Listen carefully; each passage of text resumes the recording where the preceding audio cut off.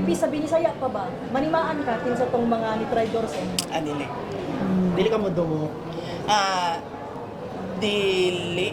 I don't take it personally. Kasi, para sa akin ba, yung ginawa nila sa akin, personal yun sa akin. So, bilang isang politician, natural na ganun ang gagawin sa iyo. So, wala lang yan sa akin. Pero ang ginawa nila sa bayan, yung corruption at yung abuso nila, hindi yan personal sa akin. So, hindi natin yan palalampasin. Ma'am, good afternoon. Any opening statement from our media friends? Oh, yes.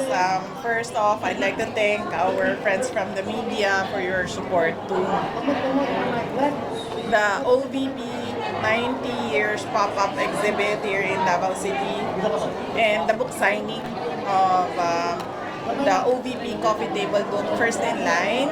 This is our contribution to the celebration month of the Araw ng Davao. Okay, first question, Argel Relator, GMA, sir. Ma'am, sorry, nag-comment si Secretary, Ombudsman Remulian. Sinasabi niya na nagsimula daw yung maleta delivery sa time ni PRRD, ma'am. Your comment po. So for now, ang focus ng Inday Sara at ng Office of the Vice President is yung mga kailangan namin gawin para sa bayan. Tulad nito, we have an exhibit that showcases the former Vice Presidents and teaches the children about leadership and anong klaseng leadership ang pipiliin nila sa kanilang pagbabiyahe dito sa ating bayan. Mamaya. VP, may hapon. Akong question is, sukad atong simula nung na-pronounce ka that your intention to run for 2028, maraming nag-float na names for your VP. My question is, ang qualifications ka ba isi-set na for your partner as VP and meron na ba tayong nakita? As I mentioned, noong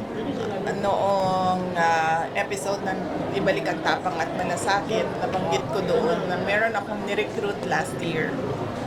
Does it mean na yun na? But hindi pa siya nag-decide kung tatakbo siya for Vice President or hindi. So, antayin na lang natin yung desisyon niya. Huwag na lang natin siya guluhin. Huwag na natin siya pangalanan kasi baka atakihin siya, sisirain yung pangalan niya. So, pabayaan natin siya magdesisyon. Ma'am Ruth, ma'am. Vice, may lumabas na Tagueres survey. Tumaas yung preference vote ninyo from 43 to 48%. Any comment on that?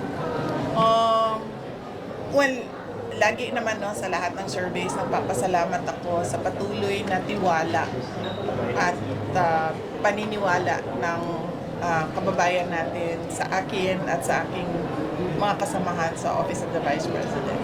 Last question, Bril, go ahead. Naman siya. Mamana ka? Wala pa mo. Oh. Isa ka mo.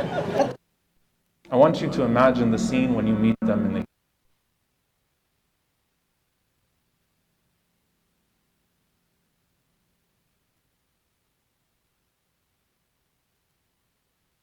hereafter. Those people that showed up on your phone who cried out.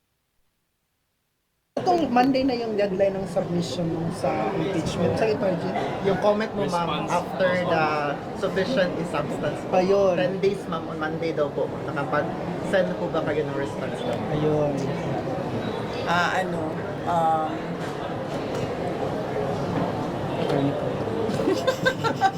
Please refer to. Kuan ka na hapit namang Monday, no? Ato na to kung mag-file ko, dili. Antay na.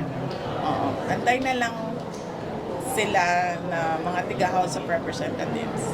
Vice, kalalabas ng balita, possible na i-exclude sa defense panel yung si Attorney Monsayag at si Attorney Michael Poa. May conflict of interest May daw. conflict of interest na. Kinuha mo Ngayon siya. ko lang narinig na yung respondent ay hindi pinapayagan kung sino ang kanyang lawyers. Ngayon lang ako nakarinig ng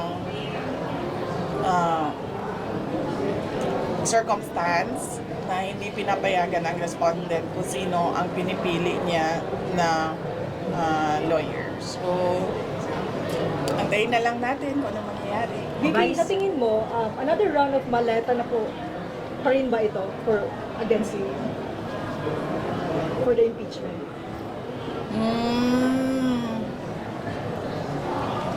Antayin natin, tapos kunan natin ang picture, tapos ilabas na naman natin yung pictures kung merong mga bagong maletas na lalabas.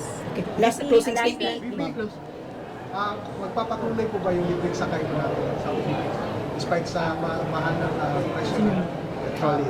Magpapatuloy ang Libre sakay ng OVP. yes, opo, oo.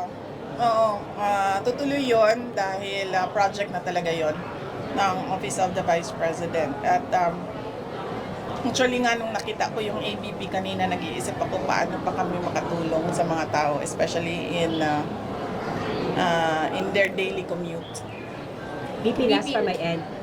Balikan ko yung sinabi ni PGMA kanina na yung pronouncement mo invites national reflection. Meron bang nag-reflect ka ba? Or ano kung meron man on your part, ano yung mga reflection na ginawa? Ang pagkakaintindi ko kasi sa kanya, sa speech niya kanina is reflection on the part of the members of the House of Representatives, hindi sa akin. VP, sa lahat ng mga nangyayari, VP, how are you holding up po? Oh, I'm okay. Thank you. How are you holding up? How are you move on daw? Paano mag-move on? Kuan siguro, prayers and meditation. Ay nga na. Malapit na yung birthday ni PRD. Ano yung mga plans mo sa May events? Oh, andito ako kasi it's a araw ng Davao Parade. So, nandito ako sa Davao City Mag-join sa ka ng parade. birthday. join the activities? Yes, as usual. VP, si Attorney Guanzon nag-pronounce na tatakbong senator. May mga may mga lumalapit na ba sa'yo na magpa-line up for your senatorial slate sa 2028? Meron. So how are you considering them, Vice? Allergic ako sa mga politiko ngayon. So, i-consider lang nila ako. So mga ilan sila VP na lumapit, including Attorney Guanzon? 4 na. VP, sa Binisaya pa ba? Manimaan ka sa tong mga ni-traitor sa inyo? Adili. Dili ka mo dumo. Dili. I don't take it personally. Kasi, para sa akin ba, yung ginawa nila sa akin, personal yun sa akin. So, bilang isang politician, natural na ganun ang gagawin sa iyo. So, wala lang yan sa akin. Pero ang ginawa nila sa bayan, yung corruption at yung abuso nila, hindi yan personal sa akin. So, hindi natin yan palalampasin. Okay, any closing statement na lang, ma'am, sa atong mga kababayan? Grabe, kakagwapo na ato ako ang isulti niya. Ay, na to. Okay, sige, sige. Thank you! Ma'am,